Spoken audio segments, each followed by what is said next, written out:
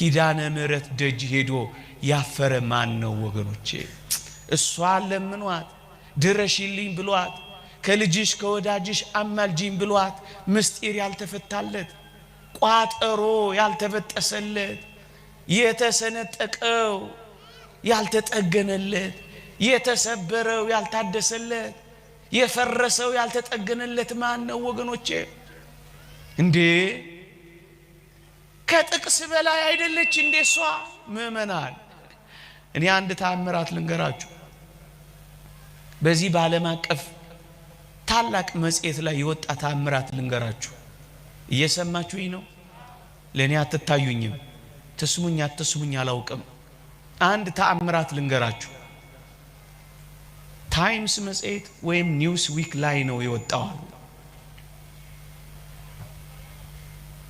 አንድ በአረቡ ዓለም የሚኖር አንድ እጅግ የከበረ ባለጸጋ በአንዲት አረብ ሀገር ሊባኖስ ይመስለኛል የእመቤታችን የቅድስት ድንግል ማርያም ቤተክርስቲያን ባለበት ድንቅ ድንቅ ተአምራት እንደሚፈጸሙ ይሰማል። ይልቁንም ልጆች ላጡ ስለት እየተሳሉ በልጅ እንደሚባረኩ ይሰማል። ከዚያ በኋላ ምን ያደርጋል መሰላችሁ? ይሄ ሰው ወደዛች ሀገር እጅግ ባለጸጋ ነው። ልጅ ትሰጠው ዘንድ ለመማፀን ወደዛች ሀገር ይሄዳል። እንደደረሰ አንድ ታክሲ ነጂ ያገኛል። ወደዛች ቤተክርስቲያን እንዲወስደው ይጠይቀዋል። ሊያሳየው ይወስደዋል። ካሳየው በኋላ ያ ሰው ስለት ይሳላል። የዛሬ ዓመት ልጅ ከታቀፍኩኝ ከልጅሽ ከወዳጅሽ አማልደሽ ልጅ ከሰጠሽኝ $200,000 ይዤ እመጣለሁ ይልና ይሳላል። እጅግ ባለጠጋ ሰው ነው። ከዓመት ከምናምን በኋላ የተወደደች ማርያም ስዕለቱን ፈጸመችለት፣ በልጅ ባረከችው። ከዚያ ምን ሆነ መሰላችሁ? ስዕለቱን ለመፈጸም ያንን ብር ይሸከምና ወደዛች ሀገር ይገሰግሳል። ወዲያው ይደውልለታል። ለማን? ለዚያው ለታክሲ ነጂ ስልኩን ወስዶ ነበርና። ከዚያ ምን ሆነ መሰላችሁ? እየሰማችሁኝ ነው? ሲደውልለት ስዕለት ተፈጸመ እንዴ ይለዋል። አዎ የተወደደች ማርያም እኮ ስዕለቴን ፈጸመችልኝ፣ በልጅ ተባረኩኝ፣ ስዕለቴን ልፈጽም እነሆ መጣሁኝ ይላል። ያ ታክሲ ነጂ ሰውየው የተሳለውን ነግሮት ነበረ። ይሄን ያህል ብር ተስያለው ለማርያም ይዤ እመጣለሁ ብሎ ነግሮት ነበር። ያን ጊዜ ይሄ ሰው ክፉ ሐሳብ በልቡ ያስባል። ይሄንንማ ገንዘብ አይኔ እያየ ለማርያም አይሰጥም ይልና ጓደኞቹን ይጠራል።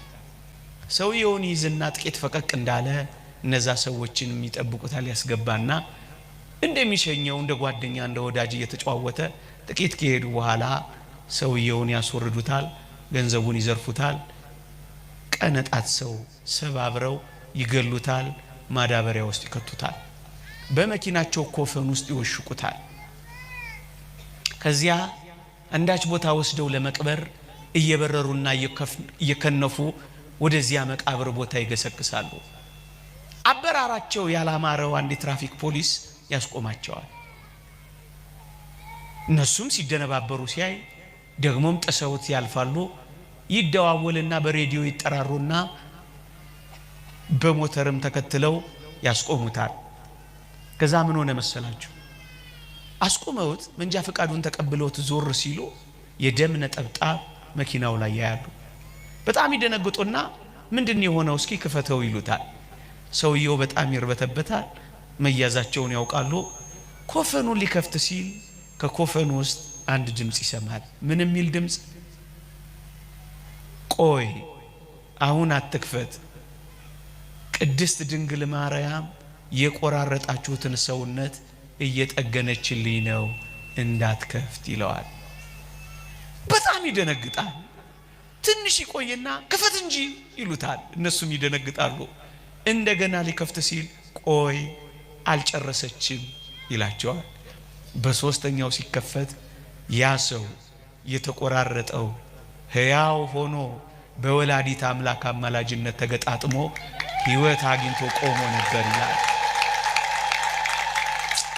ወገኖቼ ይህ ለዚህች ለተወደደች ማርያም ብርቅ ነውን? ወገኖቼ ልጇ እየታዘዘ ላደጋት እናት ይህ ትልቅ ነገር ነውን? ዛሬ የሰማሁትን ልንገራችሁ። አንድ ሰው ለምስክርነት ቆሞ መጣ። ሚስቴ 4 ጊዜ ሰርጀሪ ተደርጋለች አለ። እጢ ለአራተኛው ሰርጀሪ ሆስፒታል ስንገባ 20 ሺህ ብር አምጣሉኝ አለ። 20 ሺህ ብር መስጠት አያቅተኝም አለ። እኔ ግን ንግግሬ የተወደድሽ ኪዳነ ምህረት ይቺን ሚስቴን እባክሽ ከዚህ በላይ ሰርጀሪ አትሰራ እባክሽን አንቺ ፍቻት እያልኩ ሆስፒታል ውስጥ እመቤታችንን ማናገር ጀመርኩ አለ። ከዛ ሪፈራሉን አለ የሪፈር ወረቀቱን ይዤ እኔ ግን የምነጋገረው ሚስቴን አንቺ አድኝልኝ እያልኩ እያወራው ባጃጅ ውስጥ ገባንና አለ ወደ ኪዳነ ምህረት ቤተክርስቲያን ሄድን አለ። በሸክም ነው ያለችው አለ። ልክ ኪዳነ ምህረት ቤተክርስቲያን ስንገባ በሸክም የነበረችው ሚስቴ ቆመች። እግዚአብሔር ያሳያችሁ። እጅግ ብርቱ የሆነው ምናልባትም ወደ ካንሰር ይቀየር የነበረው ያ እጢ የት እንደገባ አይታወቅም። 3 ወር ሙሉ ስለቴን ለመፈጸም ታገስኩ አለ። አሳየዋት አለ። ይህች ሴት ልክ ኪዳነ ምህረት ግቢ እንደወሰድኳት እኔ ያየሁትና ማምነው አለ የተወደደች ማርያም ሰርጀሪ እንደሰራቻት እርግጠኛው ሆንኩኝ አለ። ከ3 ወር በኋላ ጤናማ ናት አለ። 20 ሺህ ብሩን ለሆስፒታል መከፍለውን ይሄው አምጥቻለሁ ብሎ ዛሬ ነው። የተወደዳችሁ ኦርቶዶክሳውያን ይህቺ ማርያም ይህቺ ቅድስት ድንግል እንዴት ያለች በረከታችን እንደሆነች ከቅዱሳት መጻሕፍት ጥቅሶች በላይ እንደሆነች አያችሁ።